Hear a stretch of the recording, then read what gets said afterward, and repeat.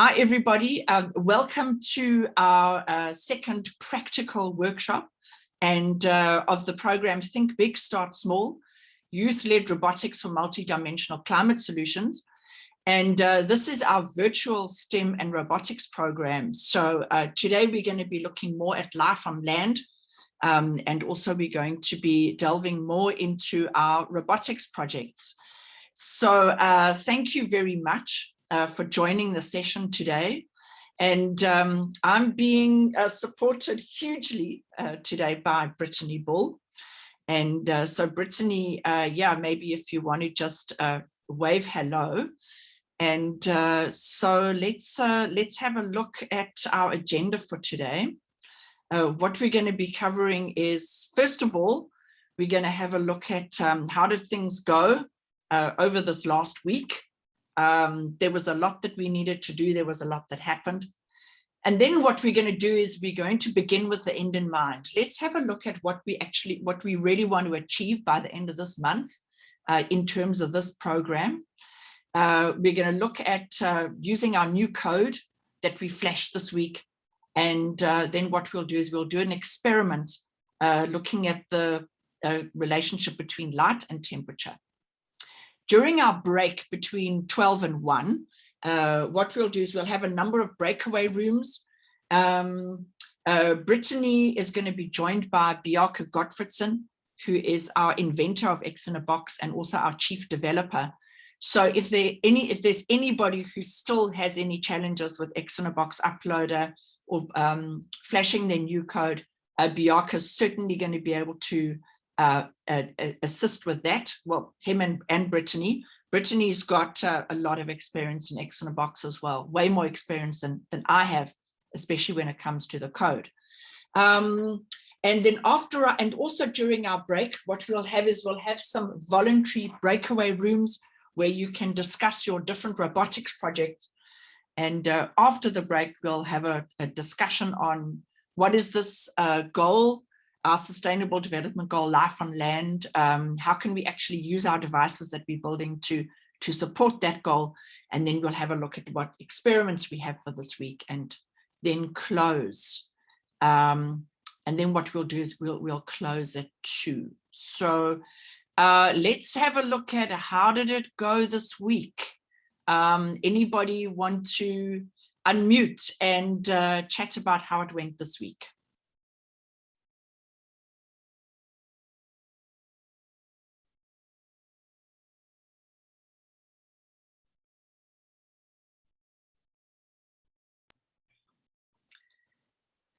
Okay, so maybe what I can do is maybe I can just bring something from my side.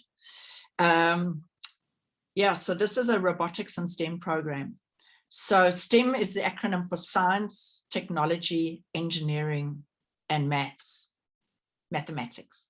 And what we did last week is we covered quite a lot of science. We had a look at qualities of light, all of that kind of thing. What do we need for electronics? So there was a lot of theory that we covered last week. And then during this week, really, we started delving into the T and the E, technology and engineering. And so, yeah, you know, the thing is that the great thing, what I really like about X in a Box is it's real electronics. This is the real deal. It's not a toy. So this amazing weather sensor over here, this tiny little guy over here in the middle is a sensor that's going to give me temperature, relative humidity, and atmospheric pressure.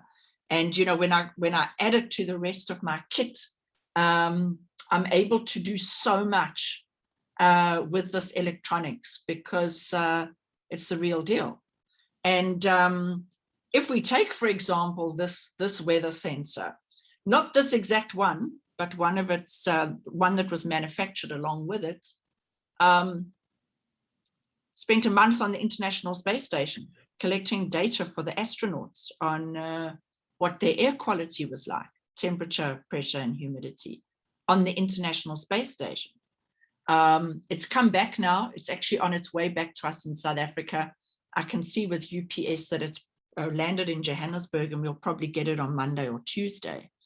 It'll come back. So these sensors are used in a lot of real life applications. So it's very easy to click together. That's what we did last week, is we clicked it together. We didn't have to solder, we didn't have to breadboard, we didn't have to do anything like that. You know, what we can do is we can simply click them together. So that means that has saved us now probably 3 to 4 weeks, because that's how long it would take if we actually had to get all of the components, have our PCB board made, solder everything on, test everything. If we've made a mistake, we have to start all over again. So 3 weeks of work of building electronics was reduced to minutes. However, doing the code is going to take exactly as long as it's ever taken. There are very, very, very few shortcuts to the code. So most of you were able to download X in a Box, upload it perfectly, open it, ran, you flashed your code, absolutely no challenges. I would say definitely more than 80% of you were able to do it first time. And that's fine. And that means that probably you haven't had other drivers downloaded to your laptops, all of that kind of thing. The irony is people who use their laptops a lot and people who download a lot of different applications and who've been coding in Arduino and Java and Python, et cetera, those usually are the people who have the challenges because they'll have some conflict or whatever it may be. But all of those certainly can be overcome. And it's all about using technology. That's what we have to go through. It's never going to be simple plug and play. It's never just a scenario of plug and play. So that's the technology part of it. Now, the engineering part of it is, wow. As a professional engineer myself for over 2 decades, I was a chemical engineer in industry. And most of my time was troubleshooting. Because the thing is, what we would do is we would design a system, we would design a chemical system, or most often a water treatment system, because that was my speciality, is environmentally friendly applications and water treatment. And we would design a system, we would install the system, and then it would never work perfectly first time. And then we would have to troubleshoot, and we would have to keep going, and we would just have to keep trying different things, trying, change one factor, try it again, change another factor, try it again. And sometimes this goes on for weeks or months. So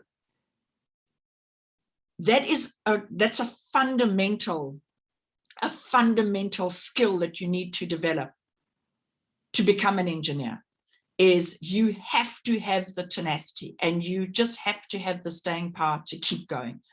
And I mean, Brittany, I'm not sure if you want to come in here and talk about your experience, working on satellite projects at Moorhead State University. I mean, nothing happened first time, did it? I mean, I'm not sure if you want to share with us your experiences. Yeah, thank you, Julie. Definitely. I won't say nothing happened first time, but it's very rare that in actual engineering, specifically with satellite technology, that things work on the first try.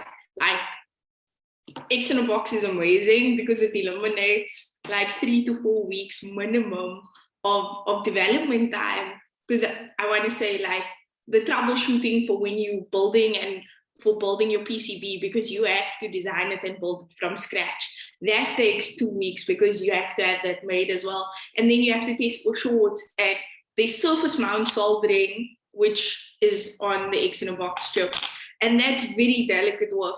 It can be done by machines, but usually in the development stages of a product, you doing it by hand, and that's very delicate. And one tiny mistake can cause issues for like 2 to 3 weeks of you troubleshooting, trying to figure out what it is. And the amount of time you spend just troubleshooting is basically 90% of the time. And then 10% of it is actually like the project.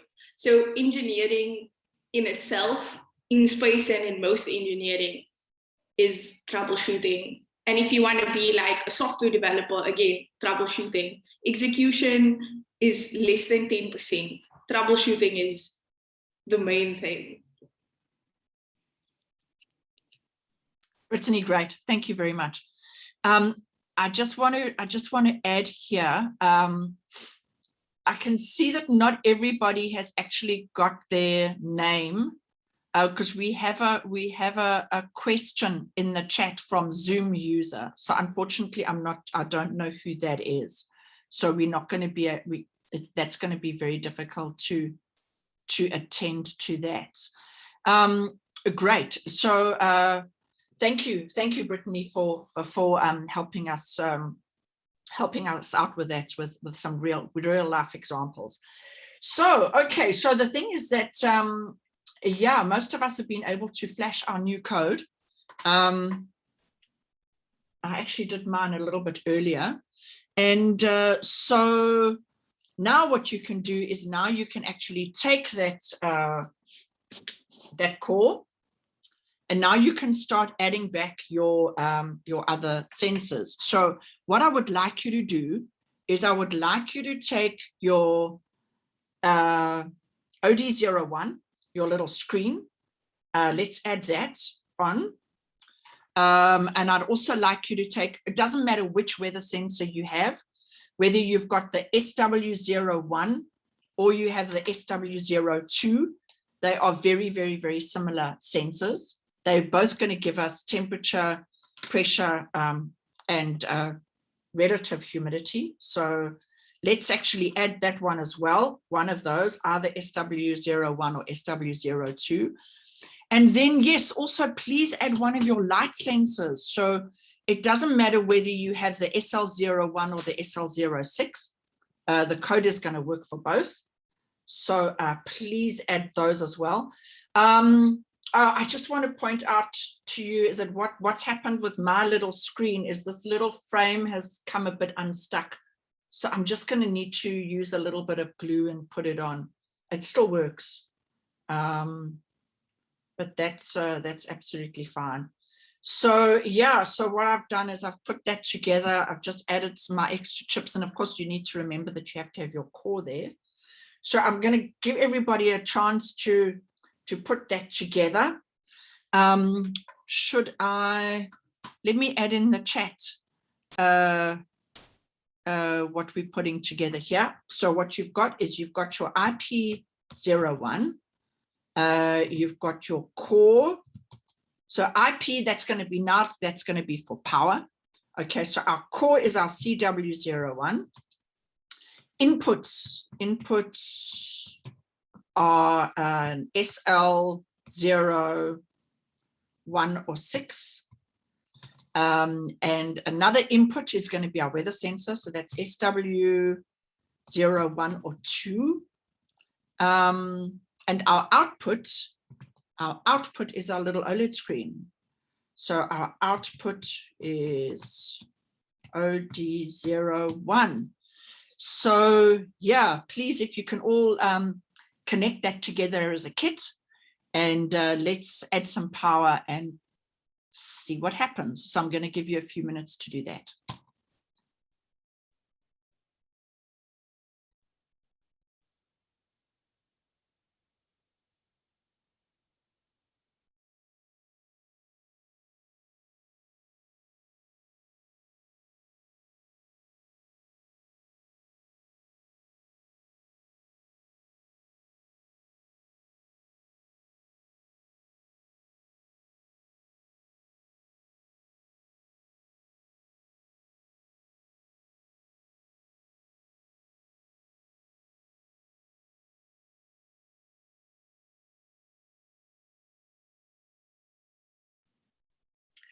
What I'm going to be doing while you connect that, what I'm going to be doing, I need to just refresh my core, because I was doing some experiments last night with some other code. So I'm going to be reflashing my core. So what I'll do is, in the process, I'm actually just going to share my screen so that you can see what I'm doing there. Okay, so maybe that also just help for the recording.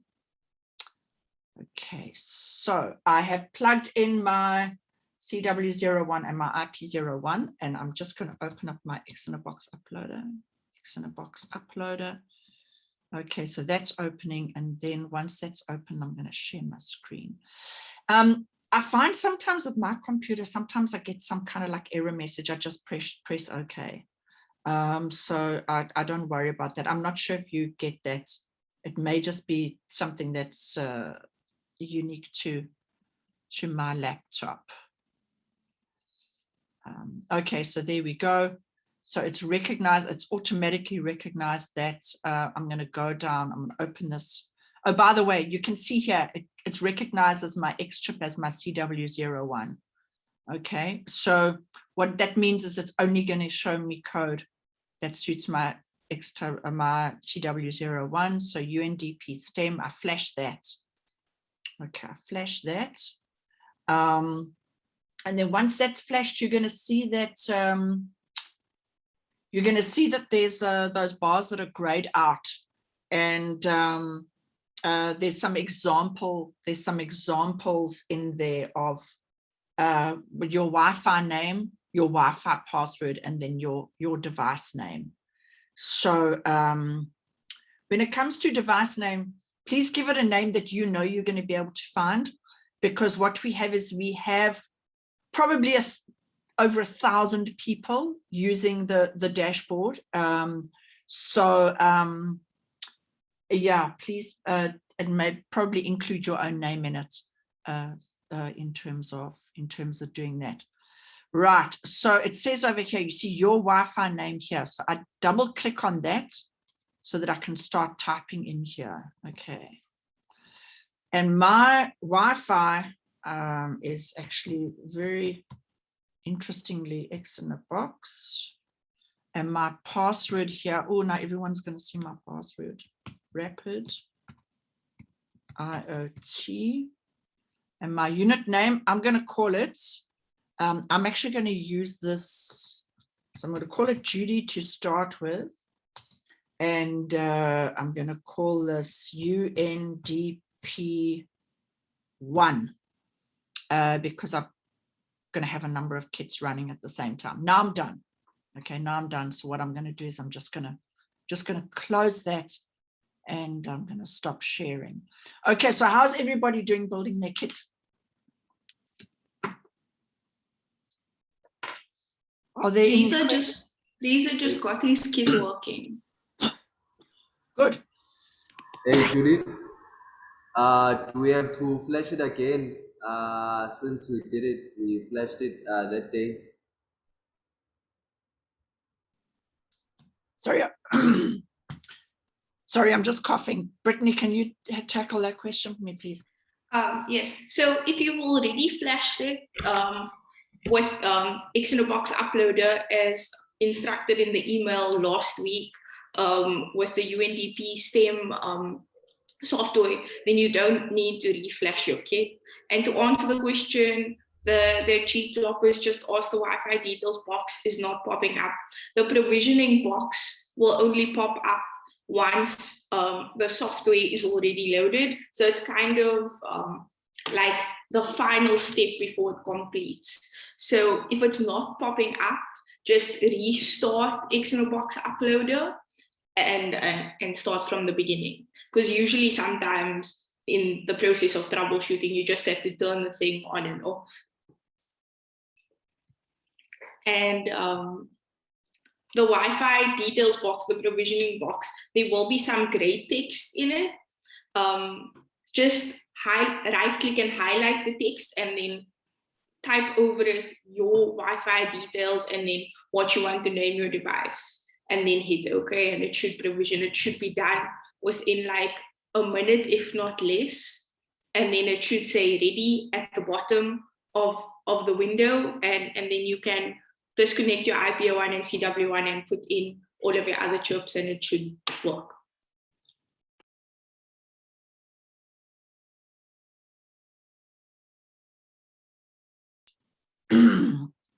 Sorry about that. Okay, so what I'm doing is that I'm starting to build my kit. So what I did is that I took my core, my CW01 and my little OLED screen OD01. I put those two together. And then I've taken so now I've got my core and my output. So what I need is that I need inputs. And so I've just connected together my light sensor SL and my weather sensor SW. And so what I'm going to do now is that what I do is that if I want to make it square or rectangular, I always do one stripe and then the other stripe. And then I click those together like that. Okay. And you can see that I can read all of my names. Okay, I can read this OD01 here, CW01, SL01, SW01. And now I just need to connect to power. So I'm going to connect my IP01. There we go. And now I just need to give it a little bit of oomph. Here we go. It seems as if it's not working. It takes literally probably about a minute before it starts displaying the code. I mean, sorry, on the screen before it starts displaying the data. And that is because it's processing the code in the core. It's getting up and running. You know, you'll see now it starts flashing. Oh, here we go. Here we go. Now I'm starting to see my data on the screen. So that is terrific. Good. Okay, so my kit is up and working now.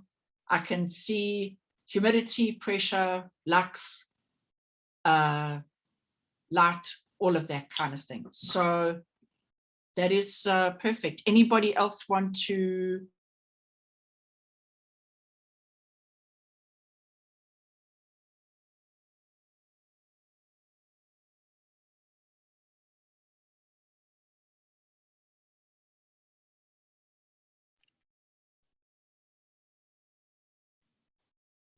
Hi, anybody want to make some comments? Anybody want to ask some questions?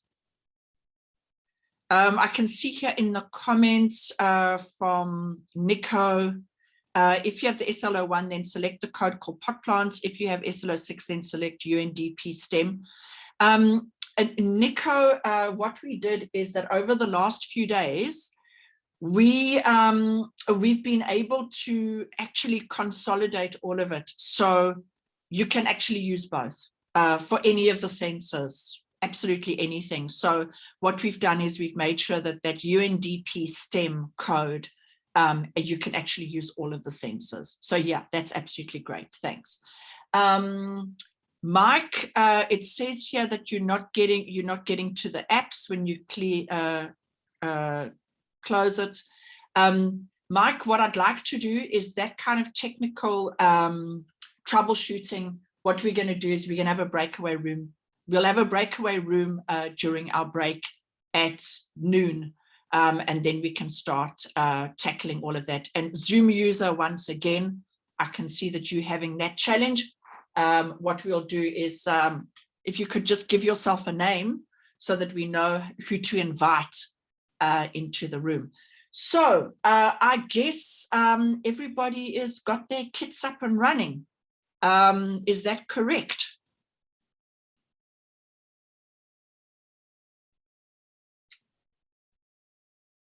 Okay, so good.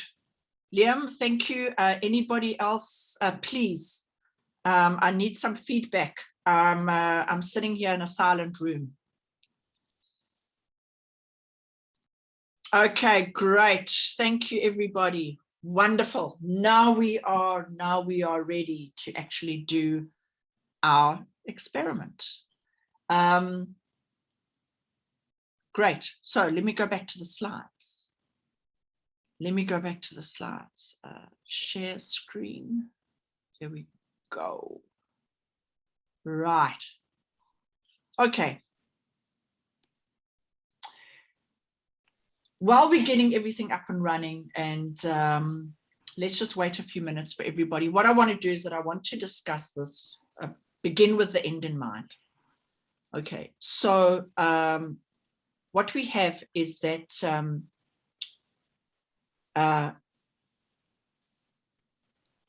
everybody who completes all of their assignments and also who completes all of their quizzes is going to receive a UNDP certificate, a United Nations Development Program certificate for this program in terms of STEM and the Sustainable Development Goals.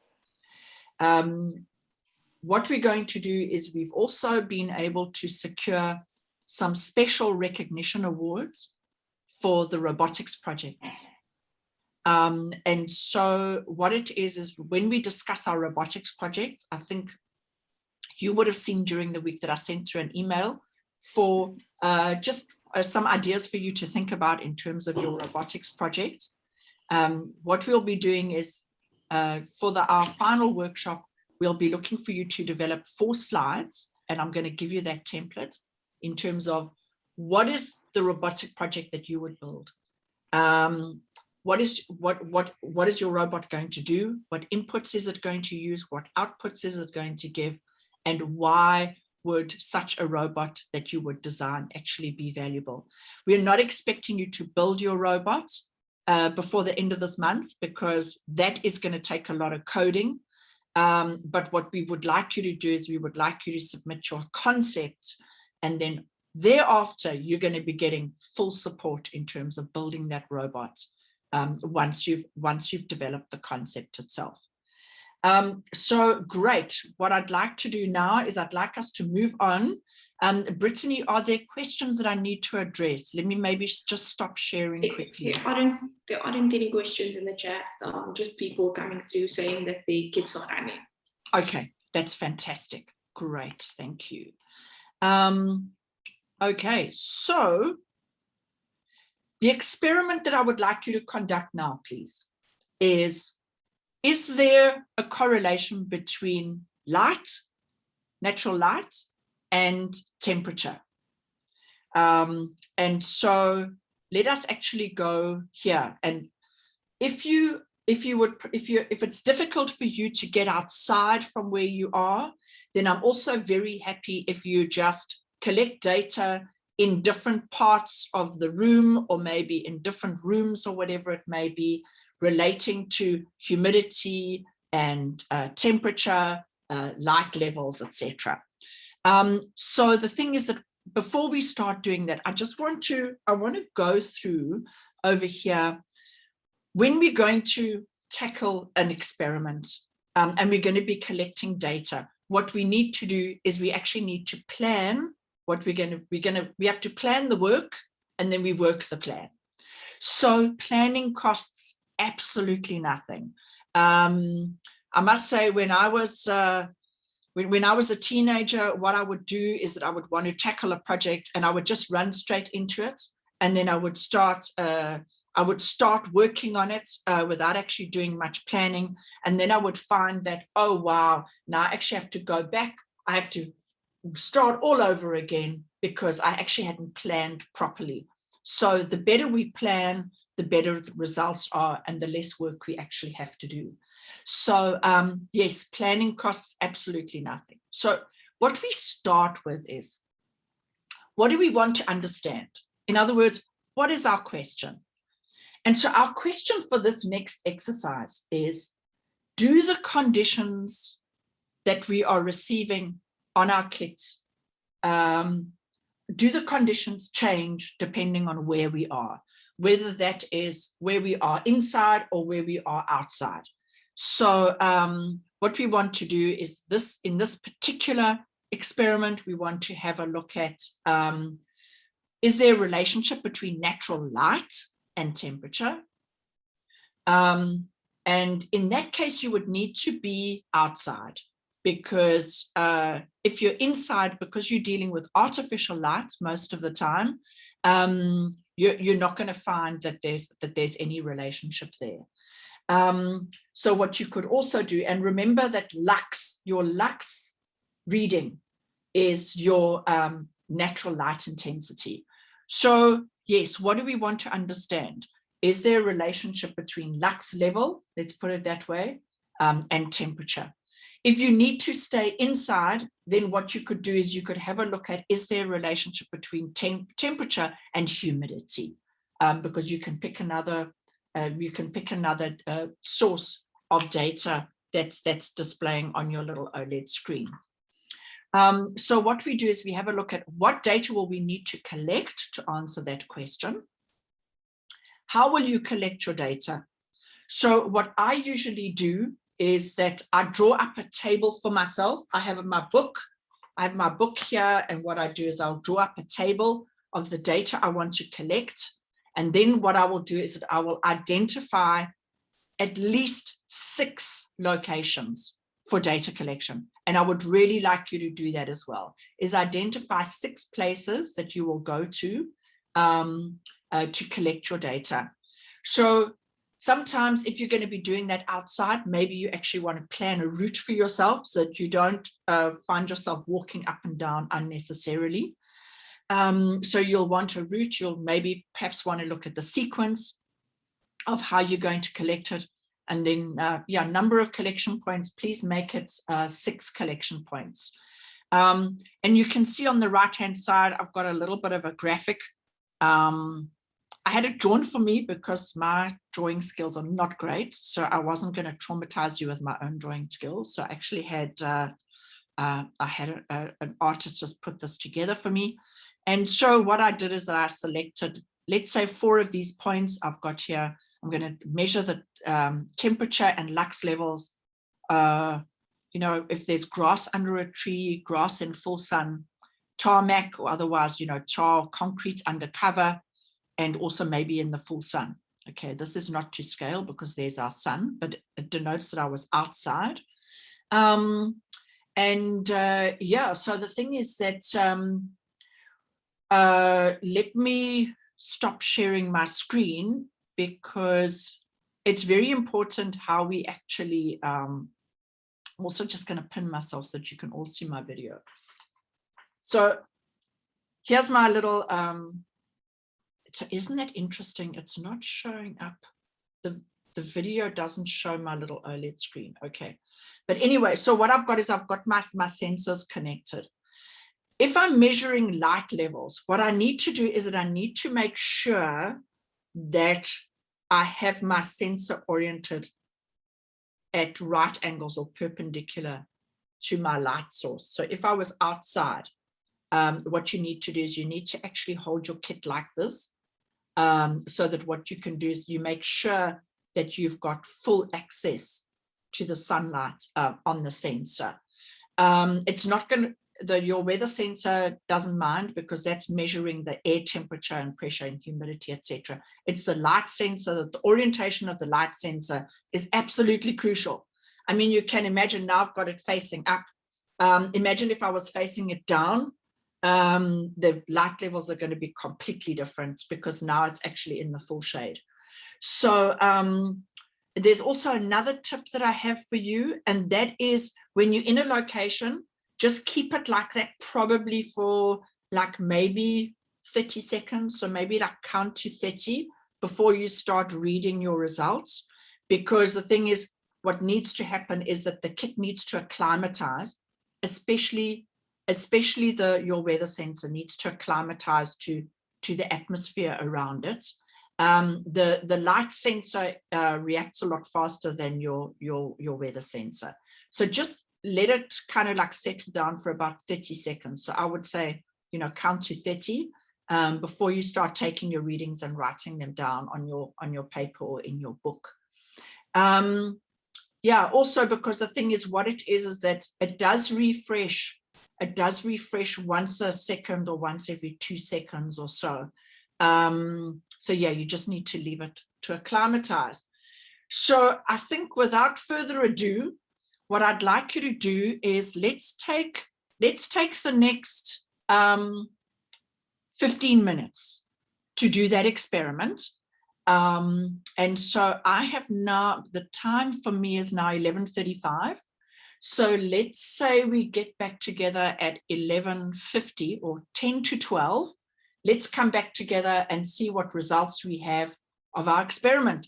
So please, yes, just remember that plan the work first, because planning costs nothing, and then actually work the plan.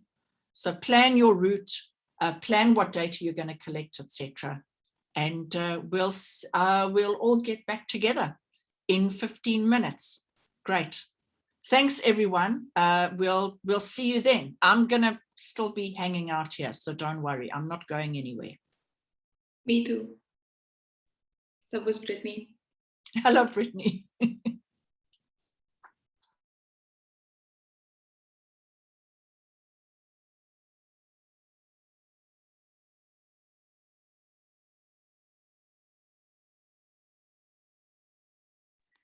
Judy, I just saw 2 people ask the same question about connecting your X chips. So if you don't mind, I'm just gonna start my camera so you can see how I connect them. So I'm just gonna, you want to build what's easiest for me is to build a rectangular configuration. So your first 2 X chips that you wanna have is your ODO1 and your CW1. You want to take a connector and connect them like this. You want them to look something like this. The CW1's chip name should be at the top facing the same direction as the ODO1's chip name. The ODO1 chip name is in the bottom right-hand corner and the CW1 is in the top left-hand corner. It should look like that. And then I take another 2 connectors and connect them underneath the CW1 and ODO1 like this, minding that you don't want to touch on the ODO1 like that. You want to hold on the edges. And then I take my weather sensor and my light sensor, whether it be SW1 or SW2 and SL01 or SL06, you'd connect them like this. And then 2 connectors at the bottom of them, like this, and then you'd slot them into the ODO1 and SL01 like this. And you want all of the chip names to be facing the same direction. So the SL01 and SW1 chip names will be like the ODO1 in the top left-hand corner. And then if you have a MDO1 chip, go and grab that, and your IPO1 and slot them in the same way with the chip names in the top left-hand corner. And then you take this IPO1 and MDO1 and slot it underneath the SW01 and SL01 if you're using that, or SW2 and SL06, and you'll have a rectangular configuration like this. It's a lot more stable and sturdy to build it in this way. And then it's also very good for redundancy.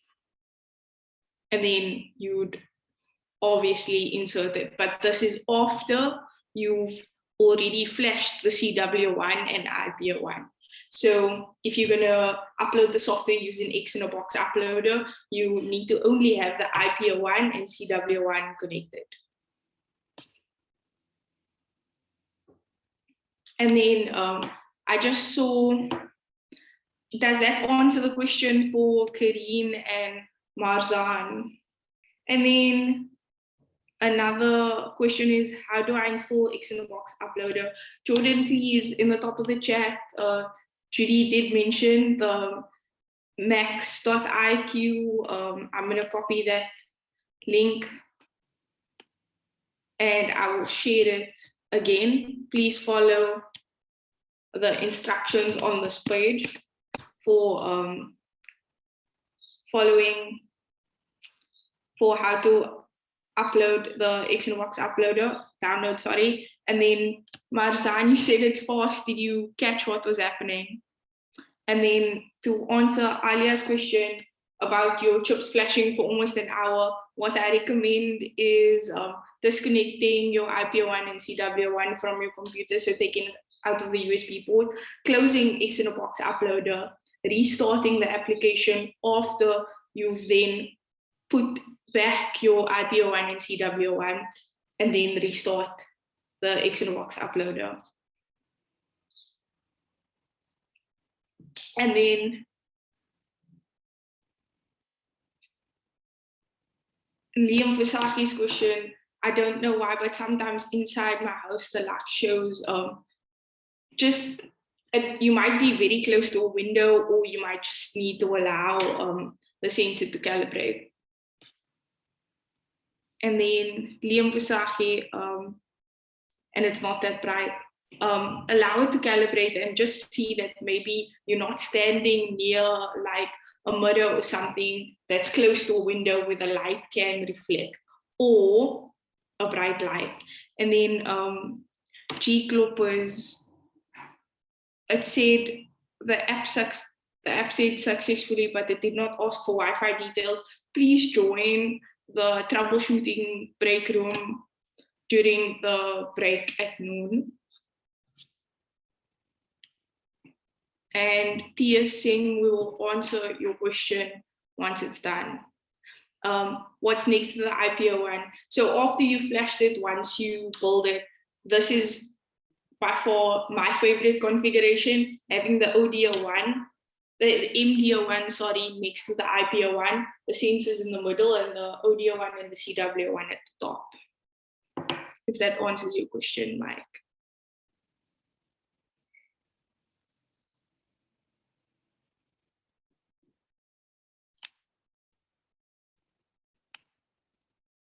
Okay.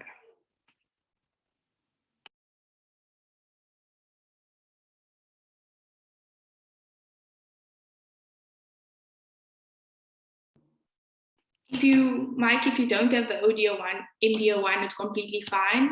You don't need it. It just adds stability. If you don't have it, I'd still recommend having the ODO1 and CWO1 next to each other, the two sensors next to each other underneath that, and then the IPO1 just underneath one of the sensors. It will still be stable. If you don't have the MDO1, it's fine. You don't need to place anything in its position, because the MDO1 is just a mechanical placeholder.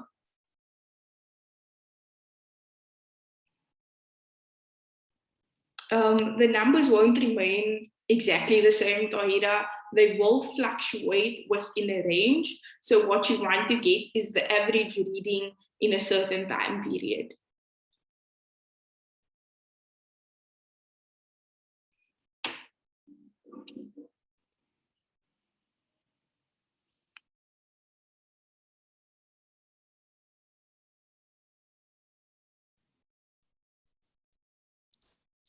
So Brittany, I actually want to give a little bit of background to the light sensor, and I know it involves you. Okay, so I think if the team weren't so geeky, they probably would have named this SL01 the Brittany chip. Okay, so this is the backstory. In 2016, when we made the first X chips, we had a light sensor, and what we'd done is we'd used one of the most popular light sensors in the world. We put it on our board, and then we had a boot camp, and we were going to be looking at light levels. We're putting everything on a high altitude balloon, and it was going to fly up to about 5-10 kilometers and collect data. And so there were different groups, and so the students participating in this project put themselves into different groups, and they wanted to look at different data sets. And Brittany decided she was very interested in light, and she was going to look at the light. And probably for about a day, Brittany, you were fighting with this thing. And eventually Brittany said, this light sensor doesn't work. Okay, it keeps on giving me exactly the right numbers. And what we discovered was that we'd used a light sensor that was very popular in Europe. Okay, but as soon as we brought it to like full sunlight in South Africa, it was like burnt out. It was like, I can't cope with this. There's just like too much light here. So it was just peaking the whole time. I don't remember that. Do you remember that? You've forgotten that. Okay.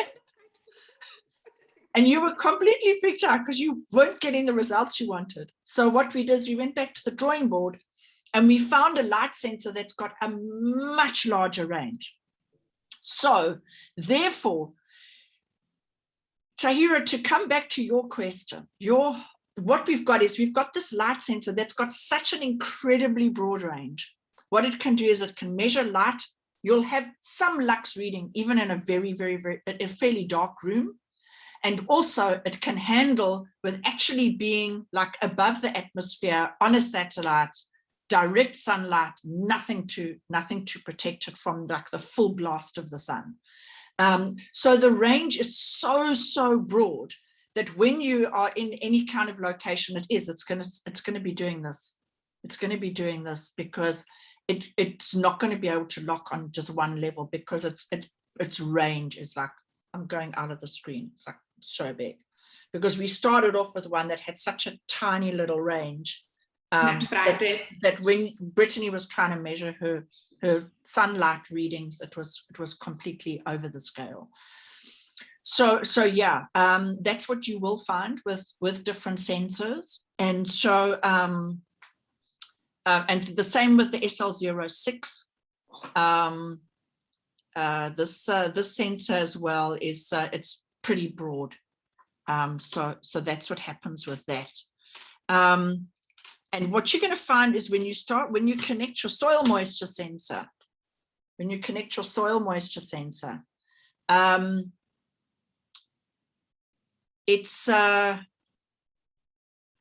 it reads very, very, very well and very accurately between 80 and 100%.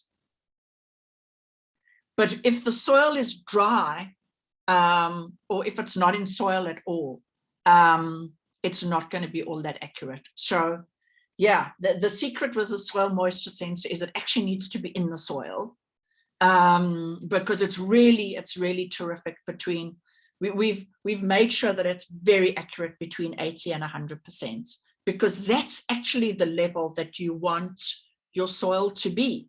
If soil is drier than 80%, believe it or not, that's very, very dry. It's just one of those things. So yeah, I mean, we certainly don't want air moisture to be higher than between 80 and 100%, because that's what we get when we're doing like, snorkeling. So yeah, we've got 2 more minutes to go, so that's great. Let's give everybody the 2 minutes. Yes, Brittany.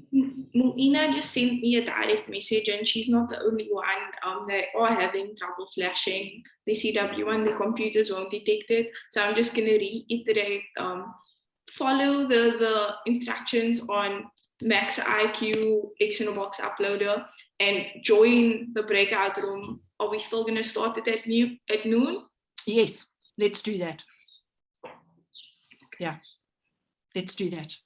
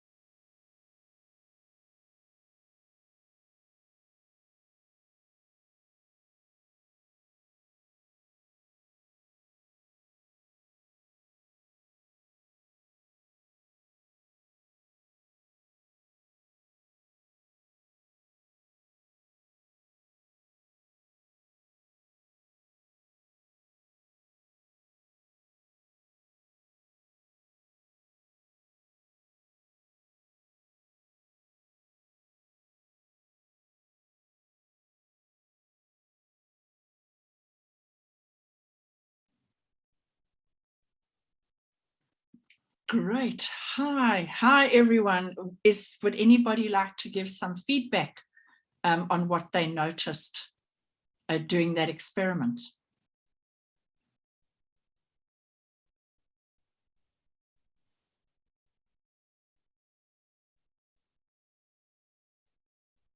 Tahira had some interesting readings that she mentioned in the chat. So maybe Tahira wants to speak, and then also Tia Singh.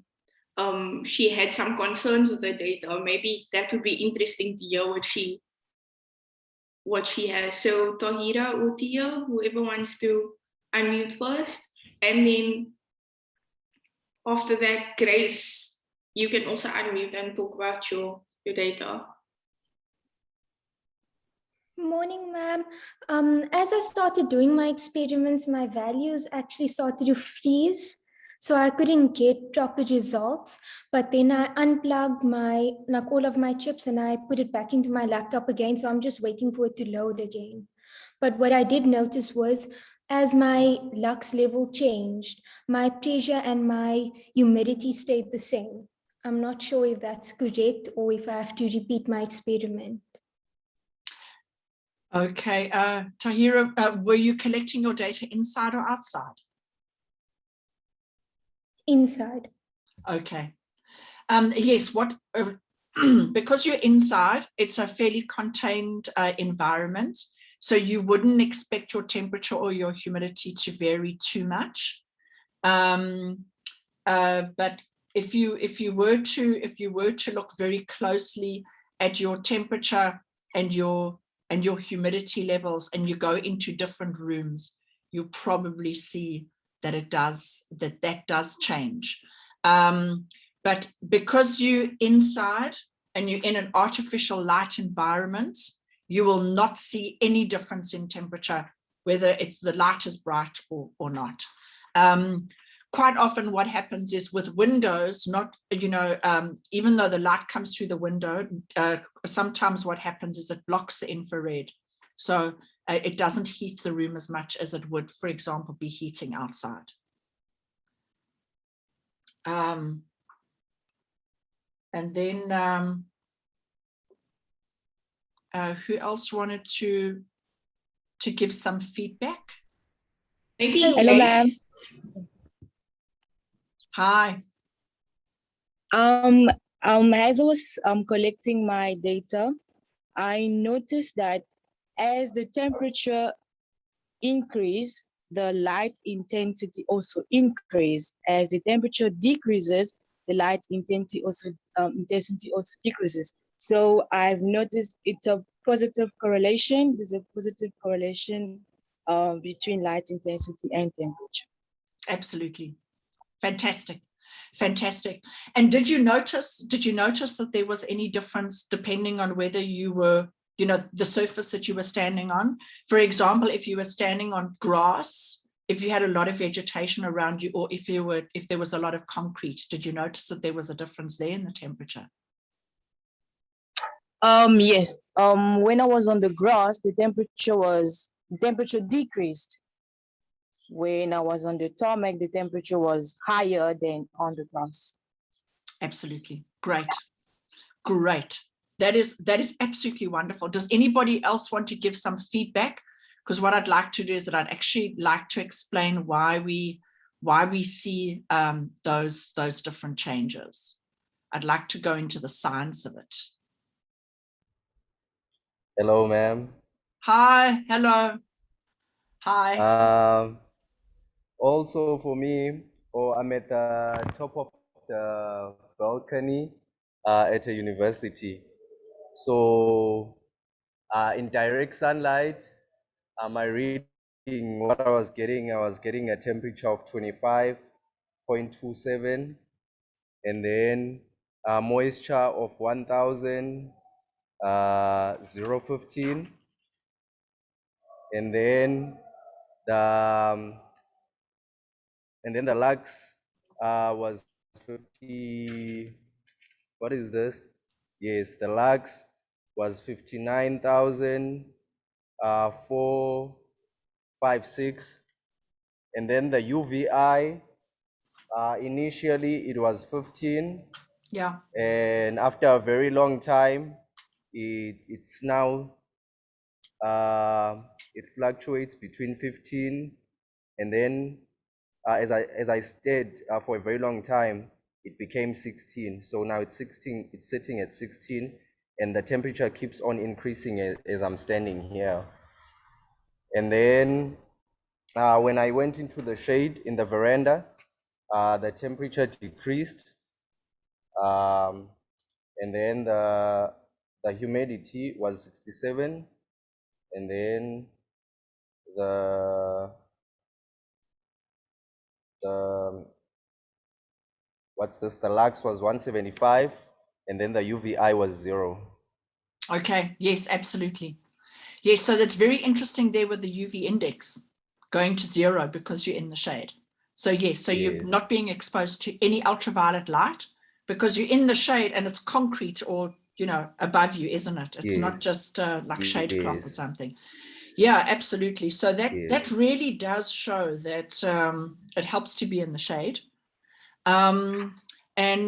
Yeah, so Thea, would you like to give some feedback? I can see Bianca's also joined us in the room. I don't think this is right because my apps are saying that the humidity is meant to be 46%, but it's saying that it's 100% here. So I'm not sure. Also, it's saying that the pressure is 772. And I think that's a bit low. Okay, Thea, yeah, that is interesting because I know that you've this is like your third X in a box kit. Yeah. Okay, so I think maybe just if you wouldn't mind just during the break, maybe just flash it again. I did. And then let's then let's just try that again. Yeah, sorry about that. Okay, thank you. I tried with both the pot plant and the UNDP stem one, but they both are giving the same results. Okay. Yeah, they actually are they are the same code set, but just try again with UNDP STEM, if that's okay, during the break, and then let's try looking at that again. It's good. Thank you. Great, excellent, Thea. Thank you so much. So with that, everybody, Brittany, I can see that Bianca has joined us to assist with the troubleshooting during the break. So anybody who would like to join that breakaway room for troubleshooting during the break, please let Brittany know or put it in the chat or something like that, and so that we can make sure that you are included in that room. And then what we're going to be doing is we're going to be taking our break now until 1 o'clock. And I'm certainly going to be around. Nico, I'm not sure if you also want to join that room, maybe to also be able to help out in terms of dealing with some of the troubleshooting, because Yes, I know that you're very au fait with that kind of thing. Be glad to help. Absolutely. I think that that's wonderful. So yeah, what we'll do is let's take that break. As I mentioned, I'm still going to be around. After the break, we're going to have a look at more results that we get from our experiments. We'll go through the theory behind that, and then also just finish off looking at our robotics projects. So thank you, everyone. As I mentioned, I'm still around, but I'm going to pause the recording for now.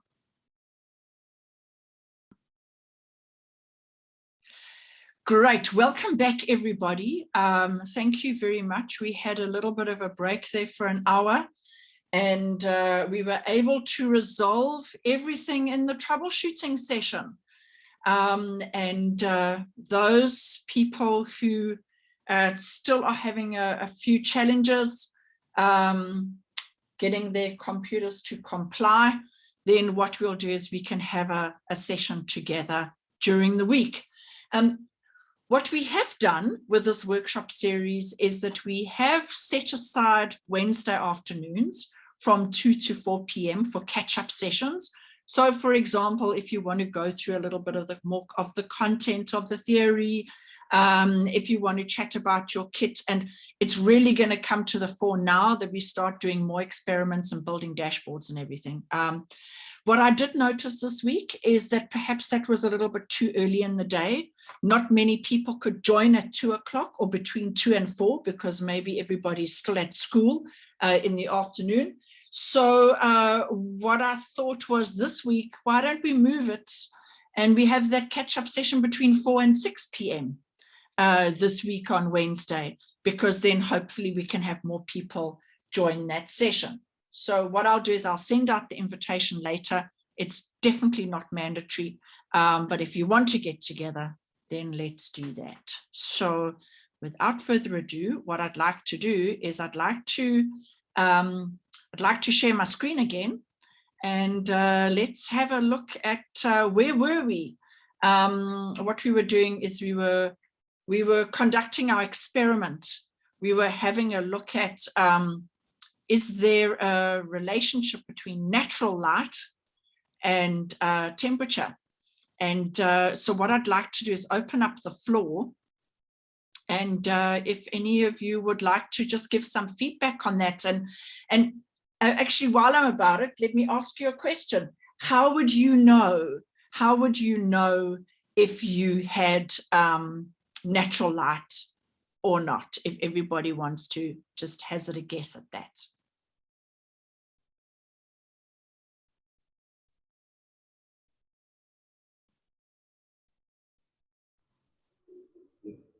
UVI is positive, like if the readings are from 1 upwards. Absolutely, yes. So if you are outside, then what you will find is that you will have, yes, you'll have a reading for UV index, because natural light or sunlight has multiple wavelengths of radiation. So it's not only visible light, which is measured in lux, but also you'll have it in the ultraviolet range, as we saw last week when we were running our kit with our Lighthouse software. We had a UV index, and so certainly you would detect that outside.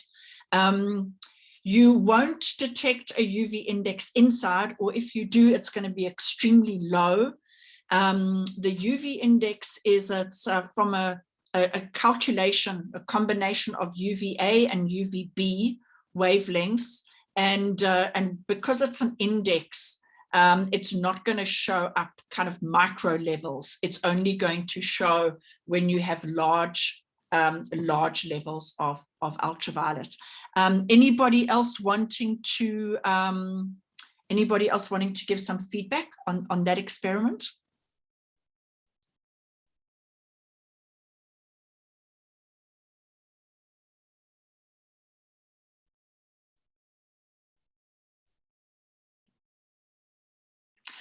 Okay, great. I can see there's tremendous silence in the room.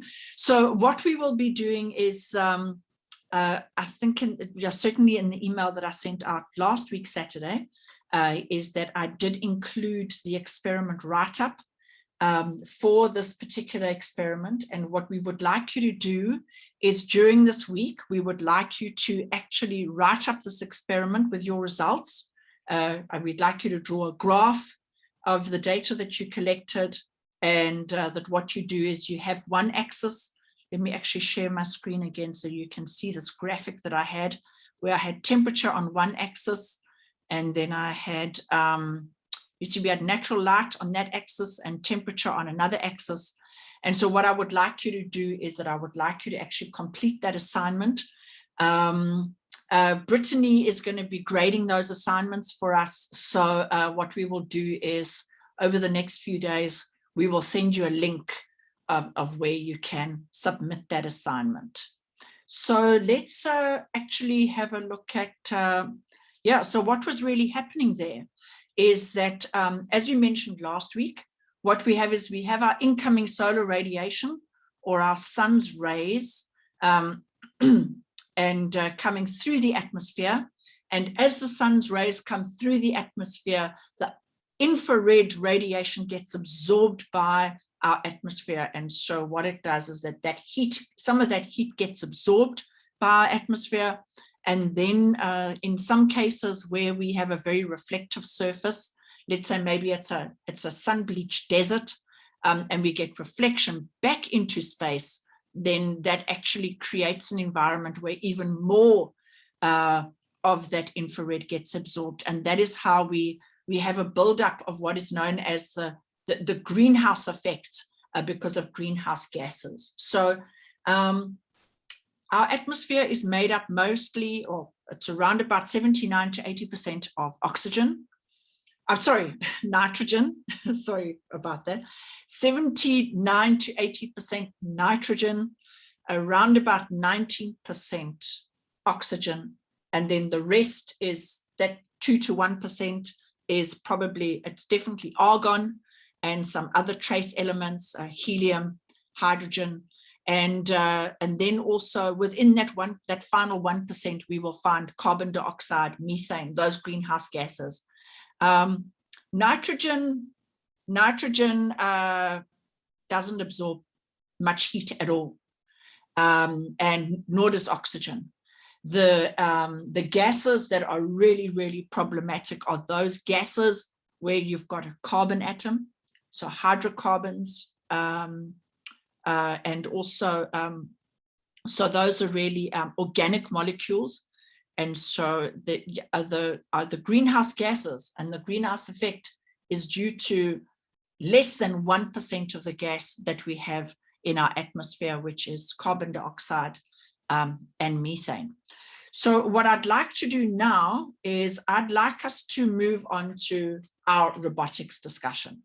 As I mentioned earlier in our session, what we're looking to do with this program is we would like you to develop 4 slides as your final project in terms of what would that robot be that you would conceptualize, that you would like to build.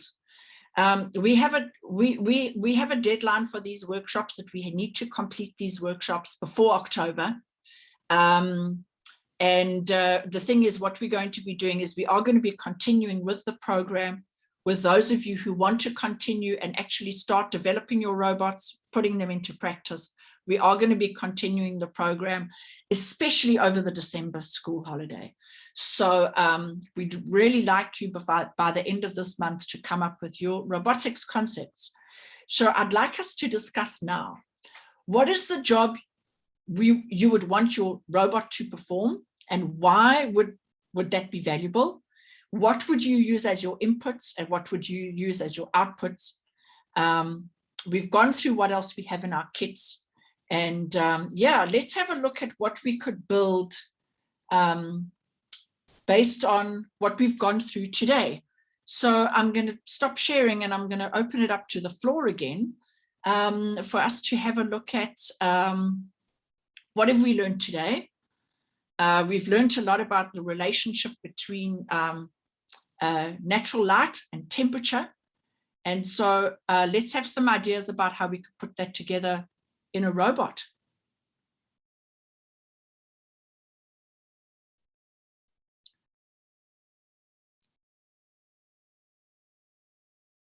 Grace, you had some really, really interesting data. I'm not sure if you want to make a contribution here.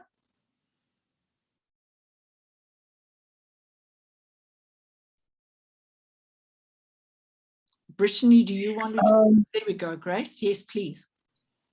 Ma'am, would you please ask your question again?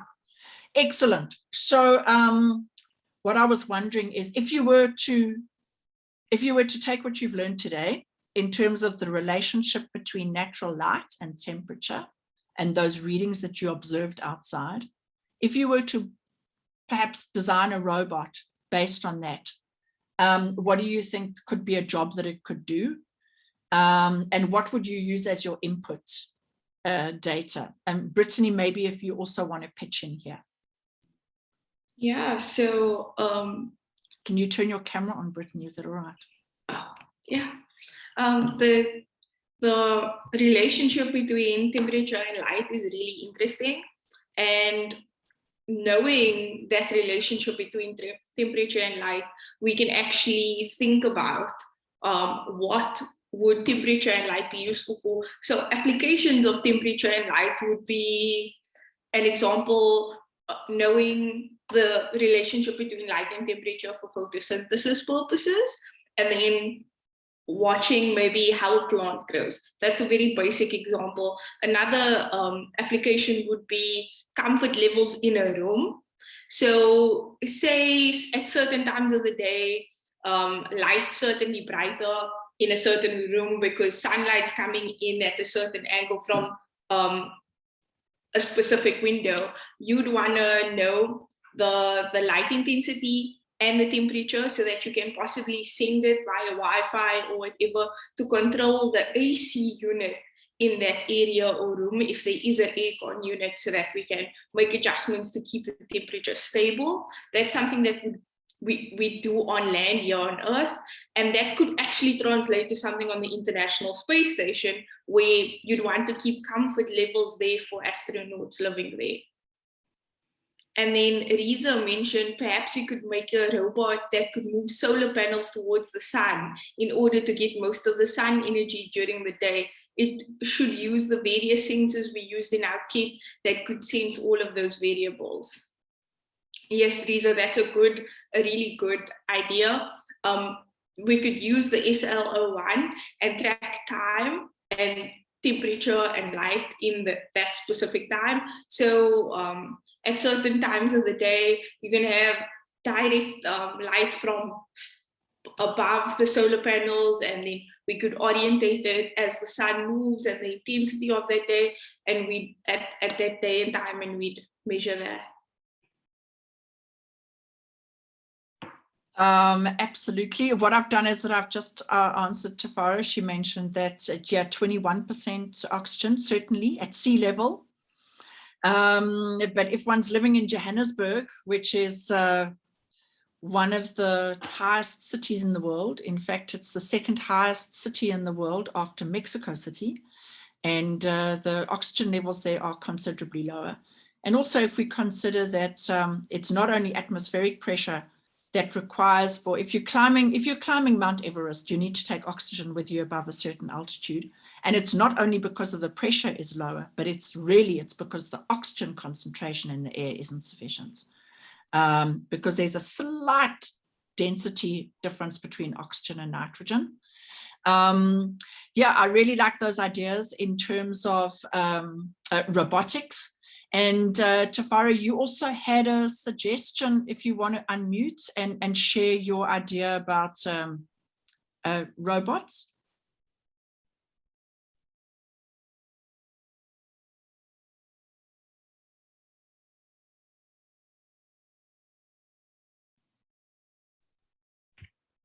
Hello. Hi. So according to my findings, right? So when it comes to, it's similar to Riza's idea, where the input, but I also wanted to ask Riza, how will we then use a robot? So basically what she's saying is we create some kind of a robot that mirrors what sunflowers do, basically. But how will we then practicalize that idea? What will be the input, for example? So Riza, if you want to unmute yourself also, the floor is open for you guys to have an open discussion about this. If you want to elaborate on your idea.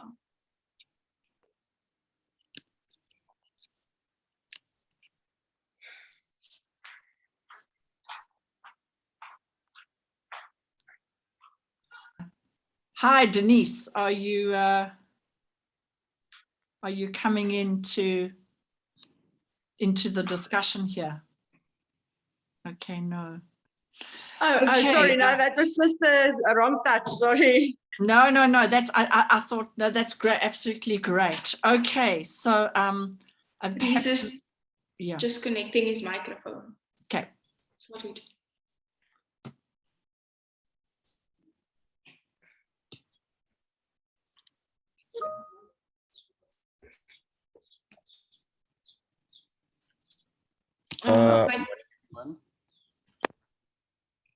The reason I asked that question was, okay, let's say, for example, how will we power the robot? So if we're using like photons, right? And let's say the solar panels, it's photons that change light energy into electrical energy. Will that then be sustainable in itself, where it's a process or cycle from photon energy going to the robot, and the robot changing the direction of where the solar panel is facing, some kind of cycle like that, where it self-sustains itself? That could also be a method where it keeps like it's self-powered and also moving the solar panels to face the sunlight, obviously, to get the most out of the power, like you said.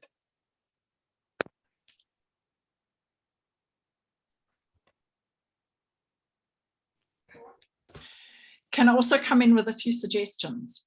If I consider my kit as I have it right here, the orientation of my light sensor, when I've got it perpendicular to the sun, depending on where the sun is in the sky, or the season where it is above the horizon, I'm going to get the highest lux level or light intensity level if my sensor is perfectly perpendicular or at right angles to the sun's rays. So the thing is that what you could do is you could have a light sensor exactly like this as your input, and you could use one of your outputs like your servo driver arm that we discussed last week. You could have a servo driver, and what it would do is it would move, and when it reaches a point of maximum lux, it could say, okay, this is where I need to stop now. So what it could do is maybe every hour during the day, your servo arm could move to a point where it's increased or it's maximized the lux reading that it's receiving. Because then what that means is that your light intensity hitting your solar panel is the highest. Certainly, Tafara, in terms of your suggestion of actually using the solar power from the solar panel to run the robot, definitely. You need to make sure that you've got a fairly large solar panel so that you are generating more electricity than you're using for your robot. But that really shouldn't be a problem because all of these elements use milliamps, microamps to run. So you definitely, it would be self-sustainable that you would be able to use the power that you're generating in that circuit itself. And then NM said we could make a robot that warns you of the moisture content for your plants in soil. NM, if you maybe want to unmute yourself and elaborate on that idea, like how would you make it not just a sensor by sensing it? How would you send the notifications? Would you maybe want to automate it to have like a dropper of sorts drop water into the soil automatically after it reaches a certain level of moisture? Do you maybe want to unmute so we can discuss?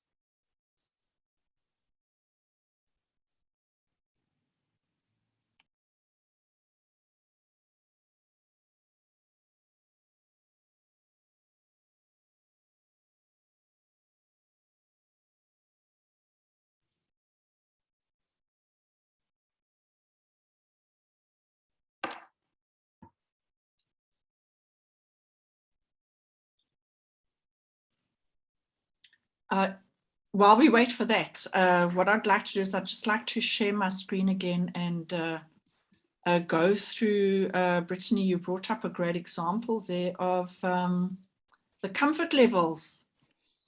Yes, remember last week what we did is we went through what are the ideal comfort conditions where we have relative humidity and we have temperature.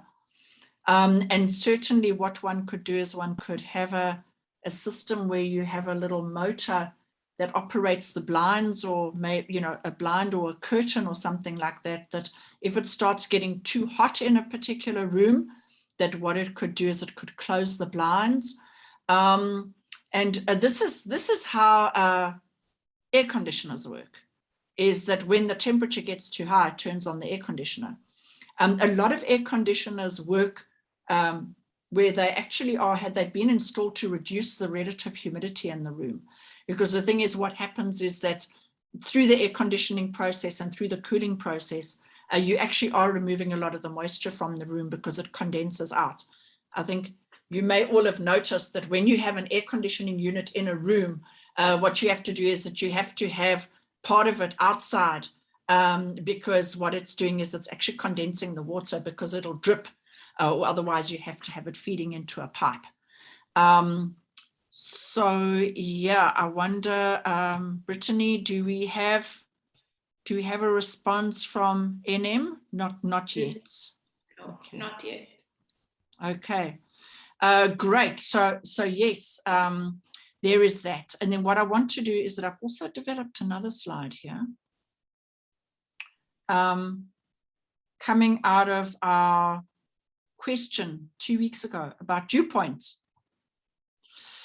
So, and this relates back to the workshop that we did a number of weeks ago, where we had a look at the solar eclipse data.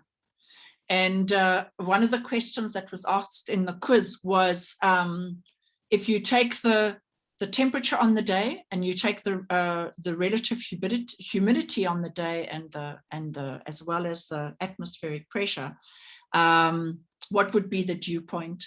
And did dew actually form on the grass during that solar eclipse? So the way, I'll be quite honest with you, the way I calculate dew point is what I do is I go into Google and I say dew point calculator, that's it. And then it comes up and there'll be a dew point calculator. Okay, so what I'm going to do is I'm actually going to do exactly that. So let me share my browser.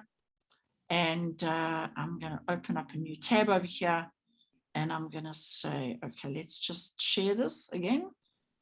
I have to say, that's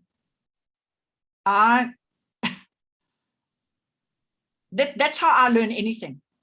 I just Google it. Okay, so there's no harm in that. So here we go. What do? Is we say dew point calculation. How about that? Great. And even if I've spelt it incorrectly, it'll come up. Right. Okay. So how do I calculate the dew point when I know the temperature? That looks actually quite nice. So it says over here, oh, this is a nice equation here. By the way, Brittany, can you see what's happening here? Okay.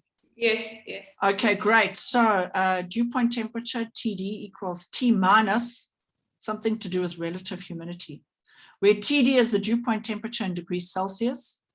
T is observed temperature. Okay, so that's the data we're seeing from our sensor. And RH is the relative humidity in percent. And that's great because we're getting both of those from our kits, aren't we? So I could actually work out exactly right now what the dew point is in this room where I'm sitting. So here we go. Look at this, dew point calculator, calculator.net. That could be very interesting to see. I'm sure they've got lots of calculators there. Okay, so the temperature I'm getting from my kit right here and now in this room, I always like it warm. I have to tell you, 26 degrees. My relative humidity is 46%. Okay, that's good. Calculates. Dew point temperature, 13.5 degrees. Okay, so that means that if I sealed off this room and overnight tonight, the temperature dropped below 13.5 degrees, there would be dew forming on the surfaces. Probably on my little pot plants that I've got going here, and any glass surfaces, I would have some dew forming. So that is how we calculate a dew point. So let's go back to that slide that we had. So if you can see that slide now, yeah, I think you can see it now. What we have over here is we have our vapor pressure, and here's our temperature axis. So what we can see is this is our line of saturation. There's going to be a graph like this, okay? So whenever our temperature is higher than the dew point, we're not going to have dew forming. If our temperature drops to below our dew point temperature, then we're going to find dew forming. And then what we also have is we also have a frost point. And that is something where farmers really, really, really need to know, do I run the risk that there's going to be frost overnight? Because what they need to do is that they need to be aware of that. And the way that farmers alleviate damage from frost is what they do is that they turn the sprinklers on. And so what they do is they water the crops. And what that does is simply because they've watered the crops, they're increasing the humidity. And so what they're doing is that they're pushing it up this line in terms of saturation. So even if they do hit what would have been that frost point temperature, because they've actually watered the crops and they've played with that relationship with the humidity, they can actually prevent the frost from forming. So having a robot that could detect, wow, the thing is that what it could do is it could take the temperature value, it could take the humidity value, and also what you could do is you could also look up other information. What you could do is, as an input, you could have an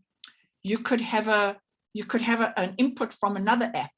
Let's say maybe a weather app where you've got a weather prediction. So if you've got some kind of weather prediction app, what you could use that as an input, and you could say, wow, it's going to get really cold tonight, so I think I need to turn on the sprinklers. Brittany, back to you. Yeah, NM just said in the chat he doesn't have a microphone right now, but we could make a system that drops water and stops when there's enough water. So basically it will supply water when needed. We could program it to stop at certain moisture content levels, which is awesome, and that's perfect. And then Unati mentioned something as well. She said, could we use lux and temperature for cars? As in, when the temperature is too high, the car automatically turns on the AC for a comfortable level. Also with the lux, if the windshield is in a spot where the lux or UVI level is so high that the driver might not be able to see well, which could potentially lead to accidents, the window reduces its brightness, making it shady inside the car, as if we put on sunglasses, but it was only the windshield. Judy? I love that. I really do love that. What there is that there's actually a film that's been developed. And what it is that I think you've noticed also on a lot of windows and also a lot of car windows, there's a film that you can put on, almost like a sun shield film. But then last year, I saw a product release of a film that is electronically controlled in terms of lightness or darkness. And so what it is that it's used a lot. It's actually, Brittany, you know the team from Avery Dennison. It's actually an Avery Dennison product, okay? Oh, that's where awesome. I saw it.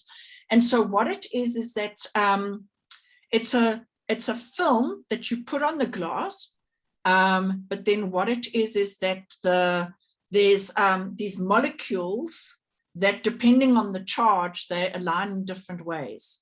So what it does is it can actually, it can block the light, or you can vary it, okay? So it's like these molecular level blinds that you can do. And so what it is it's used a lot, for example, in office areas where maybe what you want to do is you've got a glass wall, and that's absolutely fine. You know, people are meeting in that area, but maybe they actually want to use that glass wall as a screen for the projector. So then what you do is you've got this remote and you just click it and it goes white. Or otherwise, maybe, for example, you're in an apartment building and you don't want people to be able to see you undressing in the middle of the night or whatever, and you haven't got curtains, you click and then it goes black. So the thing is that definitely there are products that you could put on the windscreen or on the windows that would be able to modify that. I certainly do know that with some of the cars that have got a sunroof, you can electronically control the light or dark on that. Herman, I can see that you have your hand up.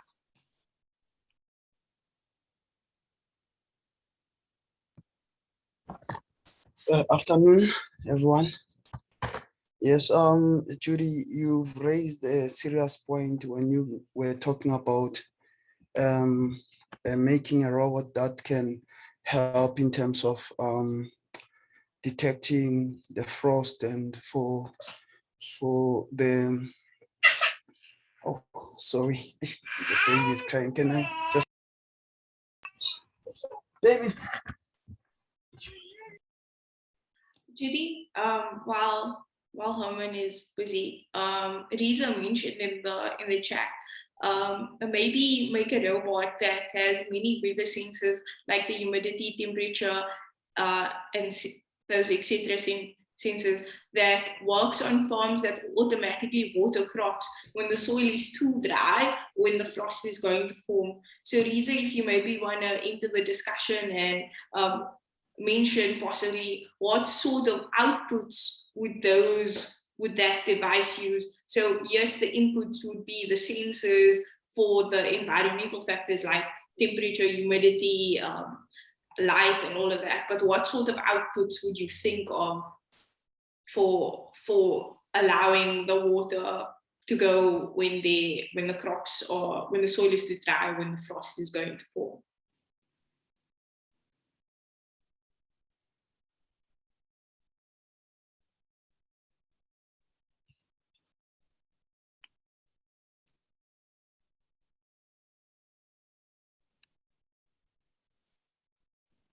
Hi, afternoon.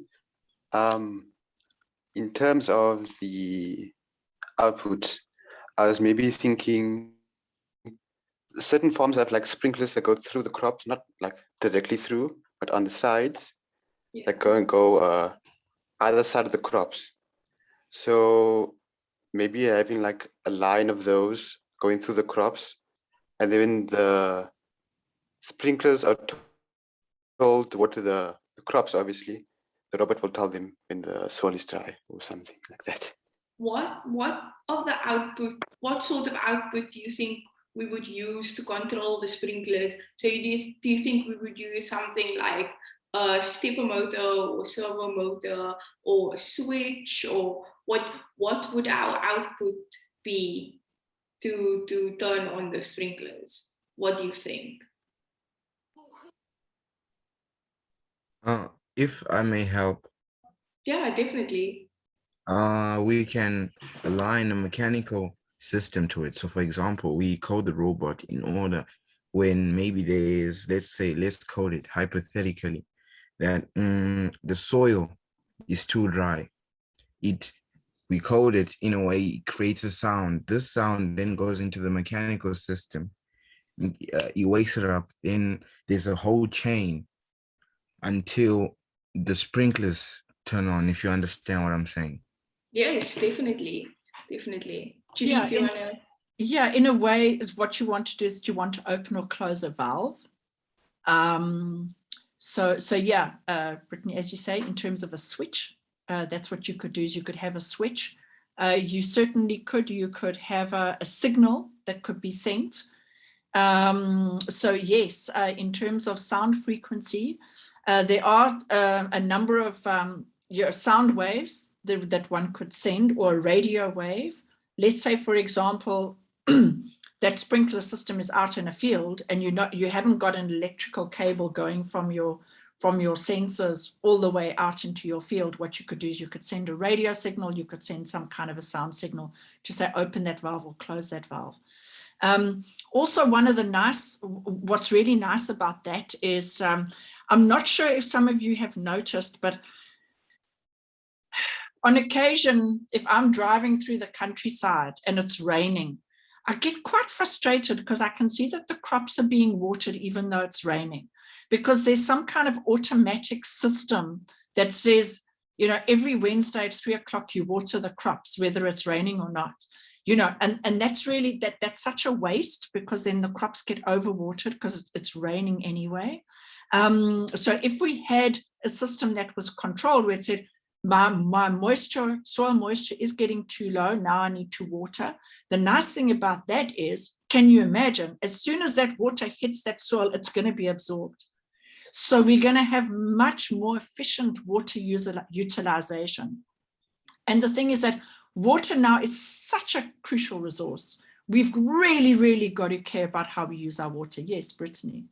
But besides the water issue, with overwatering crops, we do run the risk of the seep. I'm not particularly sure what the general term is for it, but when we have a lot of runoff and the fertilizer leaks into our water tables, or we actually lose those important minerals in the soil that's needed for sustainable crop growth. So when we maintain an optimal level of water, we retain most of the nutrients needed in the soil to continuously sustainably grow crops. Very much so, very much so. And I can see that Alia is mentioning here that we could make a robot that could test the toxicity of water. Definitely, you know, Brittany, as you mentioned, there's over-fertilization actually creates that we've got too much fertilizer in groundwater, or also rivers, because if we have too much fertilizer in the rivers, then we get algae buildup, and then the algae actually impacts the aquatic life, that, you know, the fish can start dying, etc. So yeah, we could certainly do that. And then Mlungiseleli is suggesting that we make a robot that absorbs high lux using black sails and divert that light to be stored into a battery cell or solar panel. So yes, absolutely. What one could do is one could actually have a screen, which is actually the solar panel itself. So instead of just blocking that light, why don't we harvest that light and turn it into energy? That's a really fantastic idea. And then Maktul Human is saying UVI sensor in a cell phone to tell people who are fair, like me, and children, that the UV level is too high. Yes, absolutely. Absolutely. I certainly feel that wouldn't it be great if we could actually take one of these with like one of those tiny little like watch batteries and put it on a cap or on a shirt or something like that. And then when the youngster's been out in the sun for too long, it sends a parent the message, or the guardian the message, to say, hey, I think you better run out there with more sunblock, or I think you need to get Junior out of the sun. So that's an absolutely fantastic idea. So just to say to all of you, what I'm going to be doing is, because we are recording this session and we do have the chat channel, what I will do afterwards is that I will save all of these robotics related suggestions in the chat, and then I'm going to share it with everybody, so that it doesn't disappear when we end the session. So the thing is, what I'd like to do quickly now, let's see if Herman can come back. But before that happens, I'd like to just move on. We've got 20 minutes left. What I'd like to do is that I'd like to go now to where we're going to be using our dashboard. Okay, so what I'd like to do is maybe if I actually stop sharing and I actually pin myself here so that you can all see me. So this CW01 is core Wi-Fi 01. And so this is a little Wi-Fi antenna over here on the top. This is a tiny little Wi-Fi antenna, as Bianca mentioned, but during the break, what it does is it actually creates this little Wi-Fi hub. So what it is it's actually working as it's working as an output. So even though I can read the data on my screen here, I know you can't see it there. I'm in front of a window, so it's reflecting off the screen. So it's giving me an output here of my data. But also what it's doing is this core is also acting as an output. And what it's doing is it's sending the data via my Wi-Fi and internet to the dashboard. So what it is now when we start looking at the dashboards, you'll be able to see that we don't have to be in the same room or actually looking at the data on the screen to get the output, because what it is it's always saved on the dashboard. So with that, what I'd like to do is I'd like to then go to that website. So let me share my screen again in terms of the PowerPoint presentation, because I would like you to please go to this website, data.xinabox.cc, and it needs to be .cc. So that's data.xinabox.cc. And as soon as you do that, it's going to ask you for a username and a password. So the username is the first part of that domain, which is data. And then the password is xinabox. So that is the second part of that domain. Okay, and push enter. I'm going to give you all just like 1 or 2 minutes to do that. So I'm going to keep the slide up here so that what you can do is you can get into that dashboard.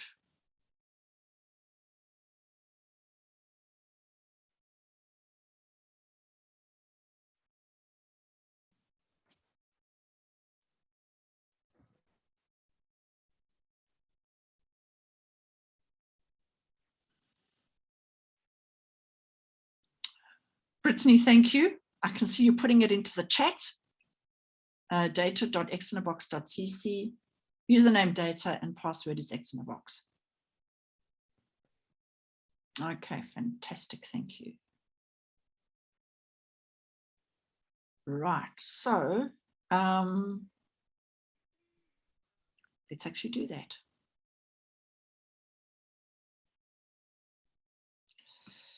Okay, data.xinabox.cc. Now the thing is, because I've logged in before, it remembers my username and password. So it's going straight into Kibana. Okay. Brittany, if you have any questions or whatever, and you need to interrupt me, please do, because I can't see the chat. We'll do so.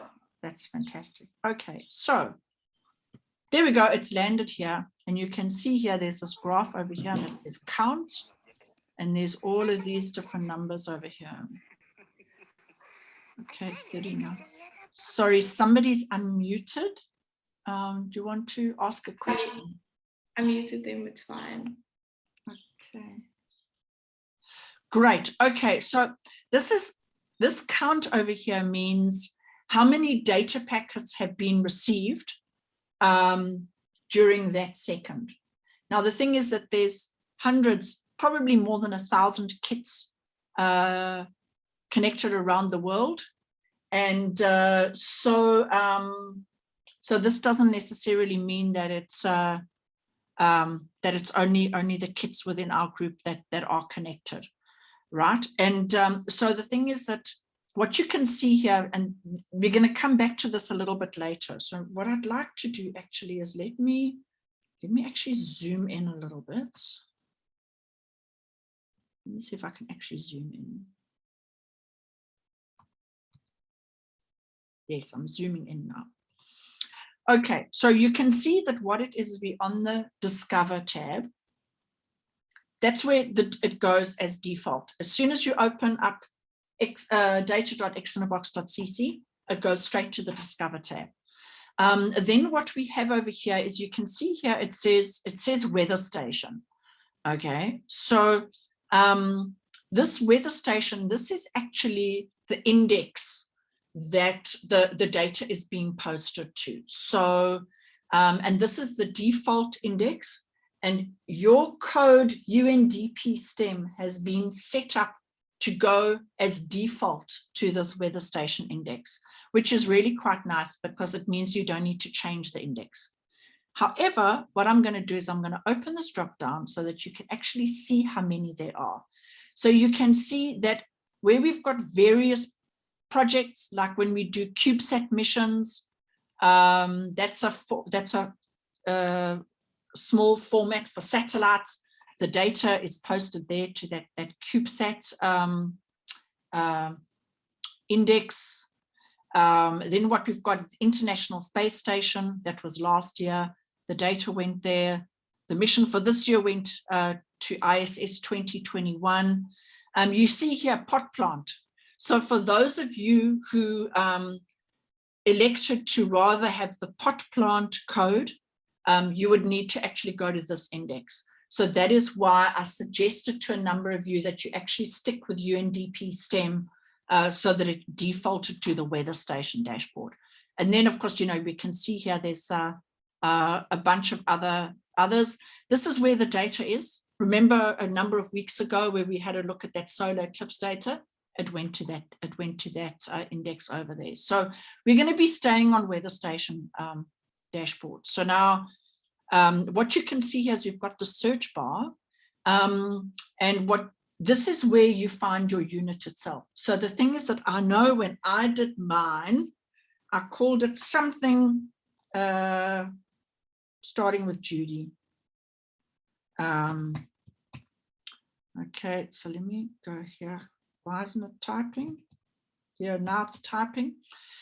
Okay, and what I do is I keep that asterisk or little star there, because what that means is, in terms of searching, it means that it'll pick up anything that's got my name in it, which is convenient, because sometimes I have to say I configure probably like 3 to 4 different kits almost every day. So all I can remember, all I can hold in my head is it's called something to do with Judy. Oh, there we go. There it is. There it is. Okay, so what I'm going to do is I'm going to zoom out a little bit now so I can see it over here. So there it is, Judy, that's what it's called, UNDP 1. That's the one that's collecting my data at the moment.